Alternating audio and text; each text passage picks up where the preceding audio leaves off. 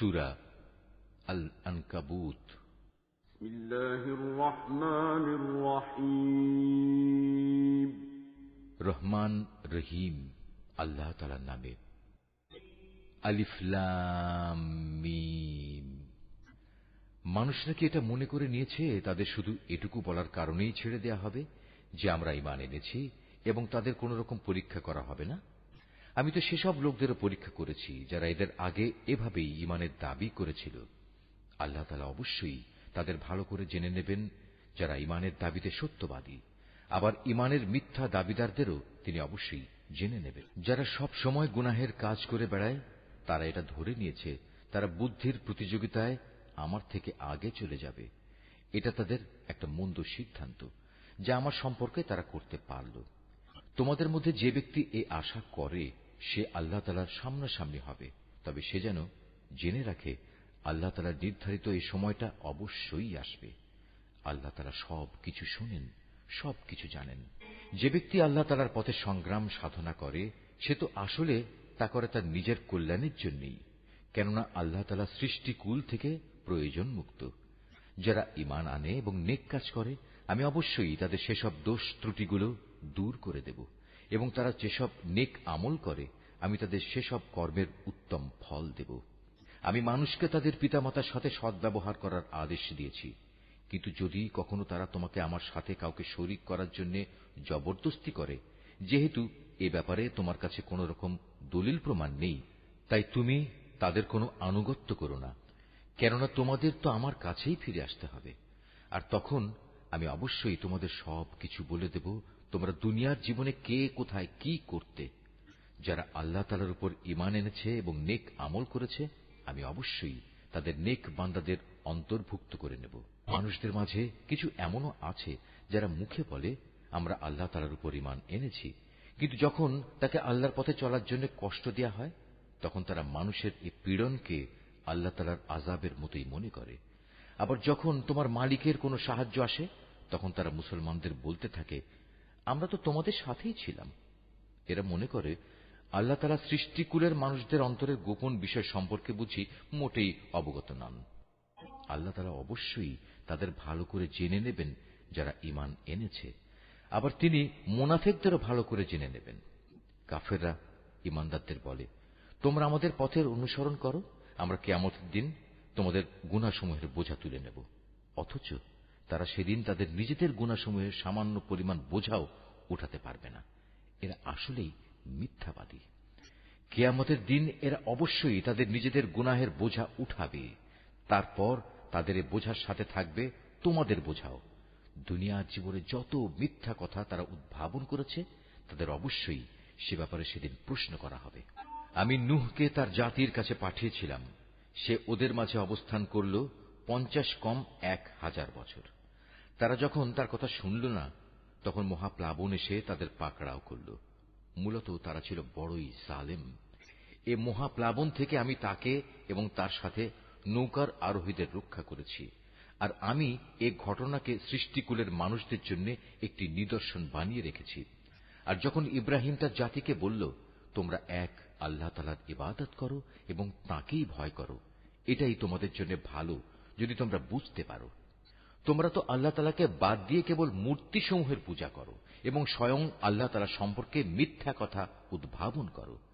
আল্লাহ তাআলাকে বাদ দিয়ে যেসব মূর্তির তোমরা পূজা করো তারা তোমাদের কোন রকম রিজিকের মালিক নয়। অতএব তোমরা একমাত্র আল্লাহ তাআলার কাছেই রিজিক চাও, শুধু তাঁরই ইবাদত করো এবং তার নিয়ামতের শুকর আদায় করো, কেননা তোমাদের তাঁর কাছেই ফিরে যেতে হবে। আর যদি তোমরা আমার নবীকে মিথ্যা প্রতিপন্ন করো তাহলে জেনে রেখো তোমাদের আগের জাতির লোকেরাও তাদের জমানার নবীদের মিথ্যা প্রতিপন্ন করেছে। মূলত সুস্পষ্ট রূপে মানুষদের কাছে আল্লাহর কথা পৌঁছে দেয়াই হচ্ছে রাসূলের কাজ। এই লোকেরা কি লক্ষ্য করে না কিভাবে আল্লাহ তাআলা প্রথমবার তাঁর সৃষ্টিকে অস্তিত্ব দান করলেন, কিভাবে তাকে আবার জীবিত করবেন? অবশ্য এই দ্বিতীয়বার সৃষ্টি করার কাজটা আল্লাহ তাআলার কাছে নিতান্ত সহজ। হে নবী, তুমি বলো তোমরা আল্লাহর জমিনে পরিভ্রমণ করো এবং এর সর্বত্র দেখো কিভাবে আল্লাহ তাআলা তাঁর সৃষ্টিকে প্রথমবার অস্তিত্বে আনেন এবং একবার ধ্বংস হয়ে গেলে কিভাবে আবার তিনি তা পুনর্বার পয়দা করেন। নিঃসন্দেহে আল্লাহ তাআলা সব কিছুর উপর প্রবল ক্ষমতাবান। তিনি যাকে চান তাকে শাস্তি দেন, আবার যাকে চান তাকে ক্ষমা করে তার উপর অনুগ্রহ করেন। সর্বাবস্থায় তোমাদের তাঁর দিকেই ফিরে যেতে হবে। তোমরা জমিনের অতলে যেমন আল্লাহ তাআলাকে তার পরিকল্পনায় অক্ষম করে দিতে পারবে না, তেমনি পারবে না আসমানের কোন চূড়ায়ও। বস্তুত আল্লাহ তাআলা ছাড়া তোমাদের কোনো অভিভাবক নেই, নেই কোনো সাহায্যকারীও। যারা আল্লাহ তাআলার আয়াতসমূহ ও তার সামনাসামনি হওয়া অস্বীকার করে, মূলত সেসব লোক আমার অনুগ্রহ থেকে নিরাশ হয়ে গেছে। আর এরাই হচ্ছে সেসব মানুষ যাদের জন্য রয়েছে মর্মন্তুদ শাস্তি। অতঃপর তাদের ইব্রাহিমের জাতির কাছে এছাড়া আর কোনো জবাব থাকল না, যে তারা বলতে লাগল, একে মেরেই ফেলো কিংবা তাকে আগুনে পুড়িয়ে দাও। অতঃপর তারা যখন তাকে আগুনে নিক্ষেপ করল, তখন আল্লাহ তাআলা তাকে জ্বলন্ত আগুন থেকে উদ্ধার করলেন। অবশ্যই মোমেন জাতির জন্য এই ঘটনার মাঝে আল্লাহ তাআলার কুদরতের অনেক নিদর্শন মজুদ রয়েছে। ইব্রাহিম বলল, হে আমার জাতির লোকেরা, তোমরা তোমাদের পার্থিব জীবনে একে অপরের প্রতি ভালোবাসা বৃদ্ধির খাতিরে আল্লাহ তাআলাকে বাদ দিয়ে নিজেদের হাতে গড়া মূর্তিগুলোকে নিজেদের মাবুদ ধরে নিয়েছ। অথচ কিয়ামতের দিন তোমাদের এই ভালোবাসার একজন ব্যক্তি আরেকজনকে চিনতেও অস্বীকার করবে। তারা তখন একজন আরেকজনকে অভিশাপ দিতে থাকবে। পরিশেষে তোমাদের সবার চূড়ান্ত ঠিকানা হবে জাহান্নাম, আর সেদিন কেউই তোমাদের কোন রকম সাহায্য করবে না। অতঃপর লূত তার উপর ঈমান আনল। ইব্রাহিম বলল, আমি এবার আমার মালিকের বলে দেয়া স্থানের দিকে হিজরত করছি। অবশ্যই তিনি মহাপরাক্রমশালী ও বিজ্ঞ কুশলী। অতঃপর আমি তাকে ছেলে হিসেবে ইসহাক ও নাতি হিসেবে ইয়াকুব দান করলাম। তার বংশধারায় আমি নবুয়ত ও কিতাব নাজিলের ধারা অব্যাহত রাখলাম। নবুয়ত দ্বারা আমি দুনিয়াতেও তাকে পুরস্কৃত করলাম, আর আখিরাতে সে অবশ্যই আমার নেক বান্দাদের দলে শামিল হবে। আর আমি লূতকে তার লোকদের কাছে পাঠিয়েছিলাম, যখন সে তার জাতিকে বলল, তোমরা এমন এক অশ্লীল কাজ নিয়ে এসেছ যা ইতিপূর্বে সৃষ্টিকুলের কোন মানুষই করেনি। তোমাদের এ কি হল?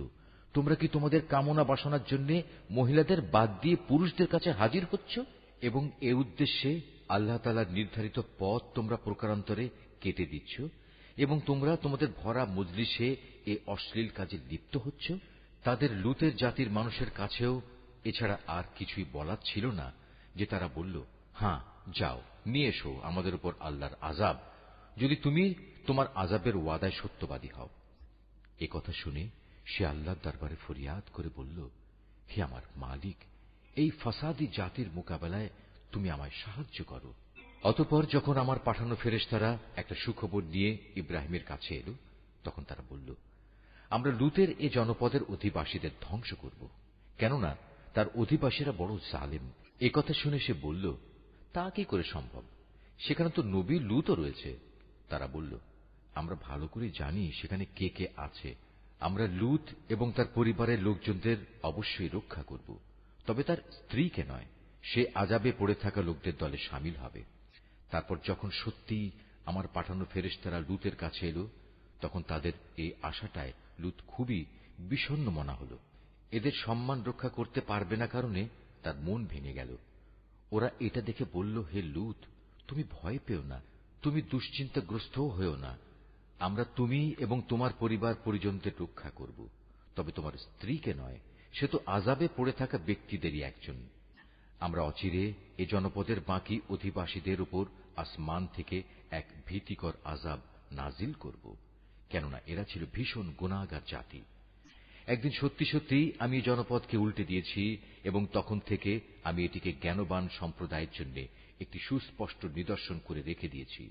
আমি মাদিয়ানবাসীর কাছে তাদের ভাই শোয়াবকে পাঠিয়েছি। তখন সে তাদের বলল, হে আমার জাতি, তোমরা এক আল্লাহ তাআলার ইবাদত করো এবং পরকাল দিবসের পুরস্কারের আশা করো।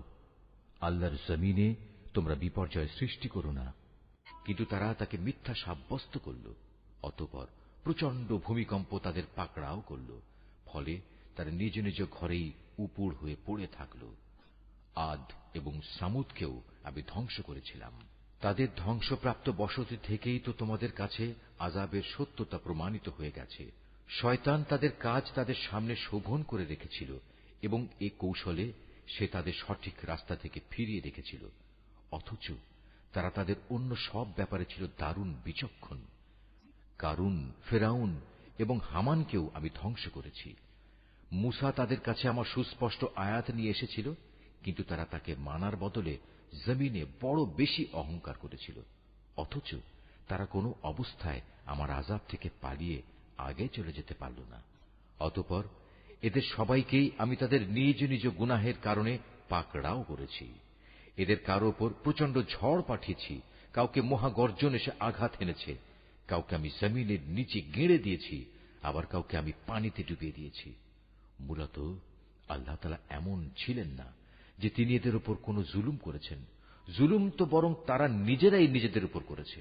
যেসব লোক আল্লাহ তাআলার বদলে অন্যকে নিজেদের অভিভাবক হিসেবে গ্রহণ করে, তাদের দৃষ্টান্ত হচ্ছে মাকড়সার মতো। তারা নিজেরাও এক ধরনের ঘর বানায়, আর দুনিয়ার দুর্বলতম ঘর হচ্ছে এই মাকড়সার ঘর। কত ভালো হতো যদি তারা এই সত্যটুকু বুঝতে পারত।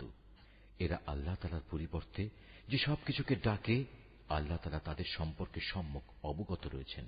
তিনি মহাপরাক্রমশালী, প্রবল, প্রজ্ঞাময়। এ হচ্ছে সেই উদাহরণ যা আমি মানুষদের জন্যই পেশ করেছি। কেবল জ্ঞানী ব্যক্তিরাই তা বুঝতে পারে। আল্লাহ তাআলা আসমান সমূহ ও জমিন যথাযথভাবে সৃষ্টি করেছেন। বস্তুত এতে ঈমানদারদের জন্য আল্লাহ তাআলার অস্তিত্বের পক্ষে বড় প্রমাণ রয়েছে।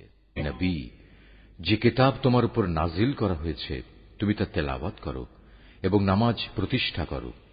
নিঃসন্দেহে নামাজ মানুষকে অশ্লীলতা ও মন্দ কাজ থেকে বিরত রাখে, পরন্তু আল্লাহ তাআলাকে হামেশা স্মরণ করাও একটি মহান কাজ। তোমরা যা কিছু করো আল্লাহ তাআলা তার সম্যক অবগত আছেন।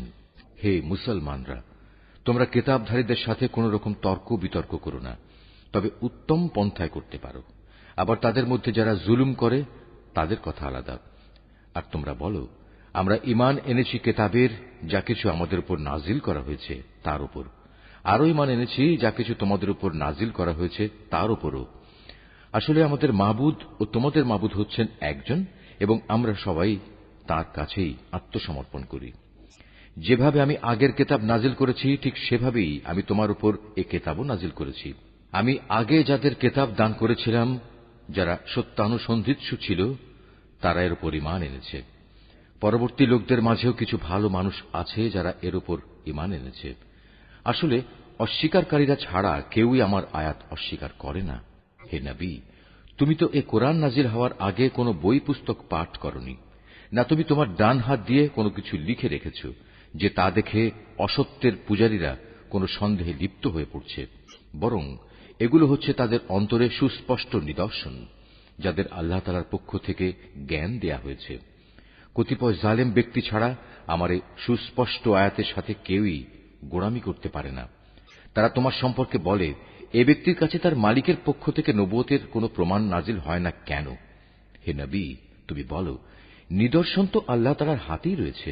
আমি তো হচ্ছি আযাবের একজন সুস্পষ্ট সতর্ককারী মাত্র। হে নবী, এদের জন্য এটাই কি যথেষ্ট নয় যে স্বয়ং আমি তোমার উপর কিতাব নাজিল করেছি যা তাদের কাছে তেলাওয়াত করা হচ্ছে? অবশ্যই ঈমানদার সম্প্রদায়ের জন্য এতে আল্লাহ তাআলার অনুগ্রহ ও নসিহত রয়েছে। হে নবী, তুমি বলো, আমার ও তোমাদের মধ্যে সাক্ষী হিসেবে আল্লাহ তাআলাই যথেষ্ট। কেননা আসমান সমূহ ও জমিনে যা আছে তার সবকিছু তিনি জানেন। যারা বাতিলের উপর ঈমান আনে এবং আল্লাহ তাআলাকে অস্বীকার করে, তারাই হচ্ছে মারাত্মক ক্ষতিগ্রস্ত। হে নবী, এরা তোমার কাছে আযাব ত্বরান্বিত করার কথা বলে। যদি আল্লাহ তাআলার কাছে এদের শাস্তি দেওয়ার জন্য একটি দিনক্ষণ সুনির্দিষ্ট না থাকত, তাহলে কবেই না তাদের উপর আযাব এসে যেত। অবশ্যই এদের উপর আকস্মিকভাবে আযাব আসবে এবং তারা জানতেও পারবে না। তোমার কাছে এরা আযাব ত্বরান্বিত করার কথা বলে, অথচ জাহান্নাম তো কাফেরদের পরিবেষ্টন করেই নেবে। যেদিন আযাব তাদের গ্রাস করবে তাদের ওপর থেকে এবং তাদের পায়ের নিচ থেকে, আল্লাহ তাআলা তখন বলবেন, দুনিয়ায় তোমরা যা কিছু করতে এখন তার মজা উপভোগ করো। হে আমার বান্দারা, যারা আমার উপর ঈমান এনেছ, আমার জমিন অনেক প্রশস্ত, সুতরাং তোমরা একমাত্র আমার ইবাদত করো। প্রতিটি জীবকেই মরণের স্বাদ গ্রহণ করতে হবে। এরপর তোমাদের সবাইকে আমার কাছেই ফিরে আসতে হবে। যারা আমার উপর ঈমান আনবে এবং নেক কাজ করবে, আমি তাদের জন্য জান্নাতে সুরম্য কোঠা তৈরি করব, যার পাদদেশ দিয়ে ঝর্ণাধারা প্রবহমান থাকবে। সেখানে তারা চিরস্থায়ী হবে। কত উত্তম পুরস্কার এই নেককার মানুষগুলোর জন্য। নেককার মানুষ হচ্ছে তারা যারা ধৈর্য ধারণ করেছে এবং সর্বাবস্থায় নিজেদের মালিকের উপরই নির্ভর করেছে। কত ধরনের বিচরণশীল জীব এ দুনিয়ায় রয়েছে, যারা কেউই নিজেদের রিজিক নিজেরা কাঁধে বহন করে বেড়ায় না। আল্লাহ তাআলাই তাদের এবং তোমাদের নিত্যদিনের রিজিক সরবরাহ করেন। তিনি সবকিছু শোনেন এবং সবকিছু জানেন। হে নবী, তুমি যদি তাদের জিজ্ঞেস করো, আসমান সমূহ ও জমিন কে পয়দা করেছে, সূর্য ও চন্দ্রকে কে কাজে লাগিয়ে রেখেছে, তারা অবশ্যই বলবে একমাত্র আল্লাহ তাআলা। কিন্তু তারপরেও এরা কোথায় কোথায় ঠোকর খাচ্ছে। বস্তুত আল্লাহ তাআলা তাঁর বান্দাদের মাঝে যাকে চান তার রিজিক প্রশস্ত করে দেন, আবার যাকে চান তার জন্য তা কমিয়ে দেন। অবশ্যই আল্লাহ তাআলা সবকিছুর ব্যাপারে সম্যক অবগত আছেন। হে নবী, যদি তুমি তাদের জিজ্ঞেস করো, আসমান থেকে কে পানি বর্ষণ করেছে, অতঃপর কে জমিন একবার মরে যাওয়ার পর সে পানি দ্বারা তাতে জীবন সঞ্চার করেছে, অবশ্যই এরা বলবে আল্লাহ তাআলাই। তুমি বলো, যাবতীয় তারিফ একমাত্র আল্লাহ তাআলার জন্য, কিন্তু ওদের অধিকাংশ মানুষই তা অনুধাবন করে না। এ পার্থিব জীবন তো অর্থহীন কতিপয় খেল তামাশা ছাড়া আসলেই আর কিছু নয়।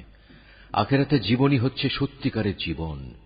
কত ভালো হতো যদি তারা এ বিষয়টা জানত।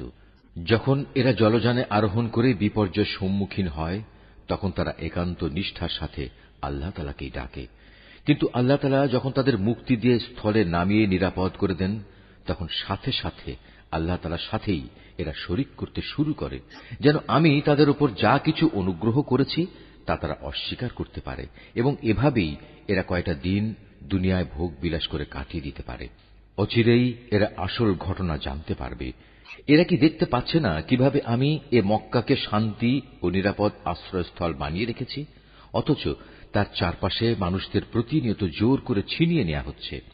এরপরেও কি তারা বাতিলের উপর ঈমান আনবে এবং আল্লাহ তাআলার নিয়ামত অস্বীকার করবে? তার চাইতে বড় জালেম আর কে হতে পারে, যে স্বয়ং আল্লাহ তাআলার উপরই মিথ্যা অপবাদ আরোপ করে, অথবা তার কাছে যখন সত্য এসে যায় তখন তাকেই অস্বীকার করে। হে নবী, এমন ধরনের অস্বীকারীদের জন্য জাহান্নামই কি একমাত্র আশ্রয়স্থল হওয়া উচিত নয়? অপরদিকে যারা আমারই পথে জিহাদ করে, আমি অবশ্যই তাদের আমার পথে পরিচালিত করব। নিঃসন্দেহে আল্লাহ তাআলা নেককার বান্দাদের সাথে রয়েছেন।